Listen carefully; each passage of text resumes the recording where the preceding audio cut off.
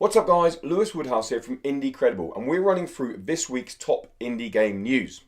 The first bit of news we got came in the form of the announcement of a completely new game, The Blackout Club, which is being developed by newly formed independent studio Question. This new studio is made up from ex-Bioshock and Dishonored developers, and the game looks to follow a group of teenagers who recently found out that they have been waking up after being unconscious and having no idea what's been going on.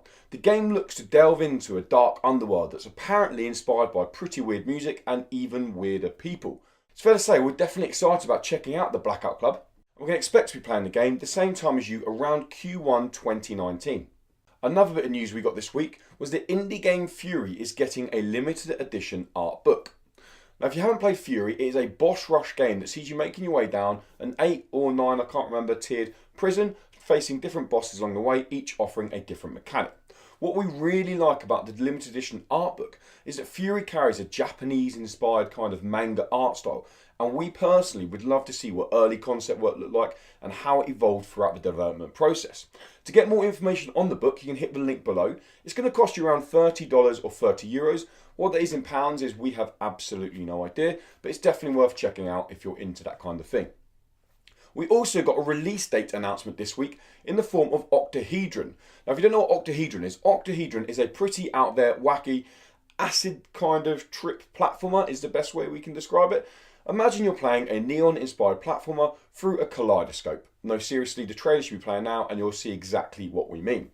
This is a vertical platformer, so the idea is more of going up rather than across. Octahedron is the next game from indie publishing powerhouse Square Enix Collective, and the game is coming to PC, PS4 and Xbox One on the 20th of March.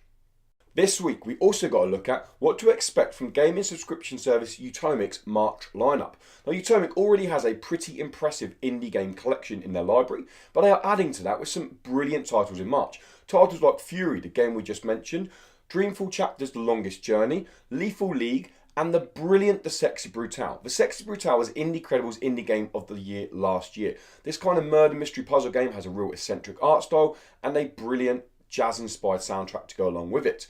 Now, if you don't know what Utomik is, it's just like Netflix but for gamers on PC. It's about £4.50 a month. We're not going to bang on about it loads. The link is below if you want to go check it out and you can get a 14-day free trial. The final bit of news this week came in the form of a game that I'm personally very excited about and I've spoken a lot about on our podcast, and that is the Darwin Project. The Darwin Project is another Battle Royale inspired game, but I feel like this one brings enough of a difference to feel unique. Now the news around Darwin Project is it finally got an early access release date. What's even better about this release date is it's coming to Xbox Game Preview on the same day, and that is the 9th of March.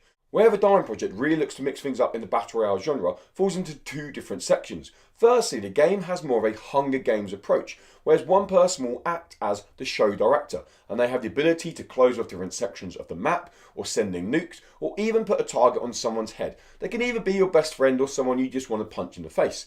Where it also mixes things up is in the game's survival emphasis. The Darwin Project plays out in the cold Canadian mountains, so you'll need to start fires and forage for different resources to survive. But the issue with starting fires is it completely gives away your location on the map. So you kind of really got to juggle that survival, safety aspect of the game.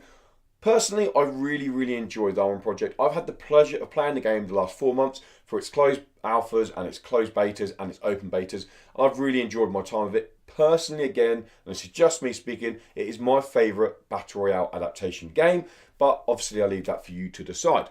And that wraps up this week's top indie game news, guys. If you do like what we do here and you like these videos, why not give it a little like? If you really like what we do, then why not subscribe to Indie Credible? And if you really like what you do and you want to hear more of us, why not check out the Indie Credible podcast?